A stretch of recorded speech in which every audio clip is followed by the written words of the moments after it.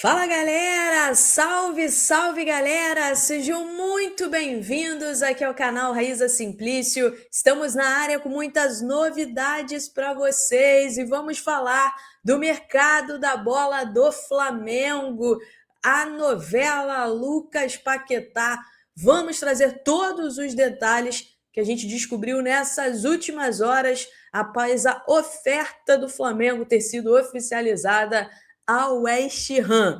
E o interesse do Flamengo no Danilo, do Botafogo, continua. A situação no Botafogo está complicada e o Flamengo está de olho nisso. A gente vai trazer os detalhes. E no Campeonato Carioca, o Flamengo colocou medo em todo mundo depois de uma grande atuação diante do Vasco. A gente vai falar sobre isso. E, para mim, essa atuação do Vasco também mostrou que o Flamengo precisa de pelo menos mais um atacante, hein? A gente vai falar sobre isso aqui, então você que está chegando por aí, já chega deixando o seu like aqui no nosso vídeo, porque o seu like é muito, muito, muito importante aqui pra gente. Solta o dedo no like, se inscreva aqui no nosso canal também.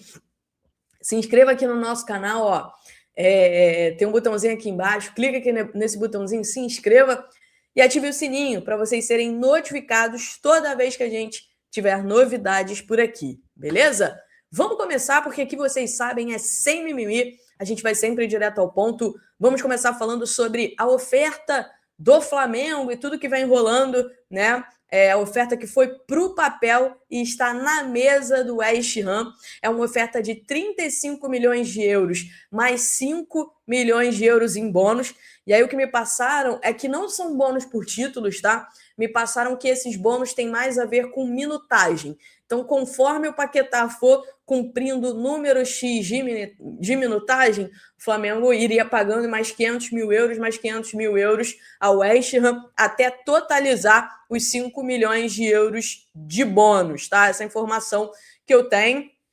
Eu conversei com algumas pessoas também ao longo do dia, e o que me falaram é o seguinte: a oferta ainda não é o que o West Ham deseja.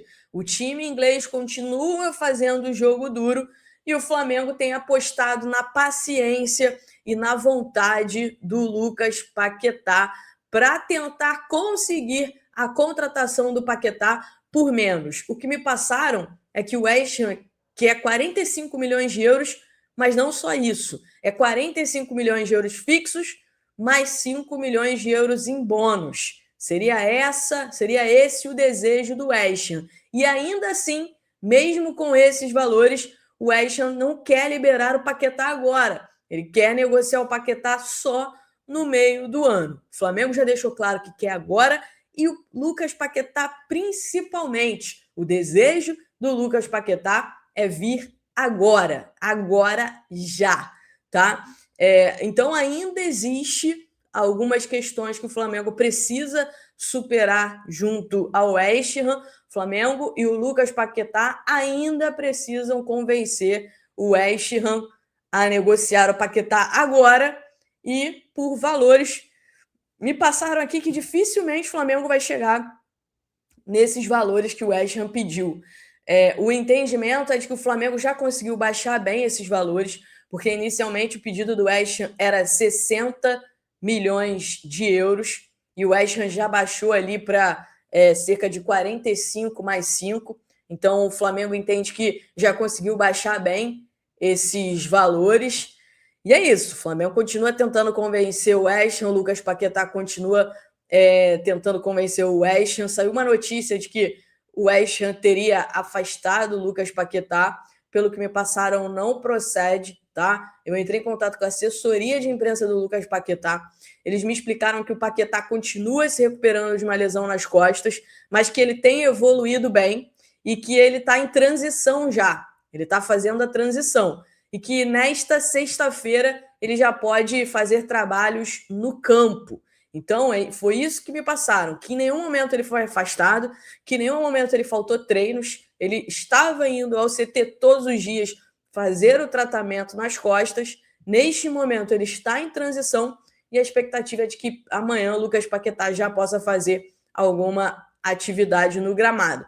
Aí isso sim, é muito difícil que ele entre em campo contra o Sunderland. Alguns torcedores do West Ham já estão chateados, dizendo que o Paquetá está fazendo migué, aquele famoso migué, né? Enfim, vamos acompanhar mais de novo. O Flamengo está pregando paciência numa negociação que é muito complexa, tá? E confiante num final feliz.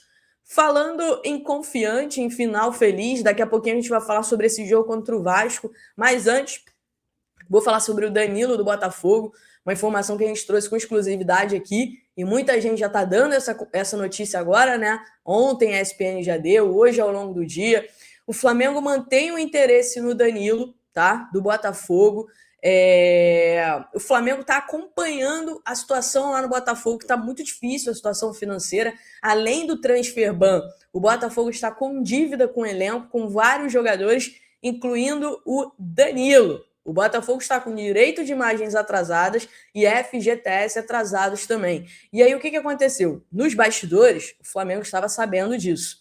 Sabendo dessas pendências financeiras do Botafogo com o Danilo, o Flamengo procurou o staff do Danilo e demonstrou interesse, tá? E ouviu da situação financeira, que haviam atrasos do Botafogo e atrasos que poderiam gerar até uma saída de graça do Danilo. De graça. Por quê? Porque o Botafogo está com 3 meses de direito de imagem atrasado. O entendimento é de que... O entendimento não. Existe uma regra, né? Existe uma regra que é o seguinte: se você tem... Peraí, deixa eu ver aqui a regra direitinho. Mas existe uma regra que se você tem 3 meses de atraso, né, de direito de imagem, FGTS, né, o jogador pode pedir a saída, né, na justiça, pode entrar na justiça e pedir para sair. A informação que eu tenho é que o Botafogo, aos 45 do segundo tempo, pagou 1 mês ao Danilo. Estava com 3 meses atrasados, pagou 1 mês, para que o Danilo não pudesse acionar a justiça e sair de graça, tá? E aí o Benja hoje trouxe que o Palmeiras também tem interesse, né? O Danilo jogou lá no Palmeiras, conquistou títulos lá, mas o que eu ouvi de pessoas próximas ao Danilo é que o Flamengo estava na frente, tá?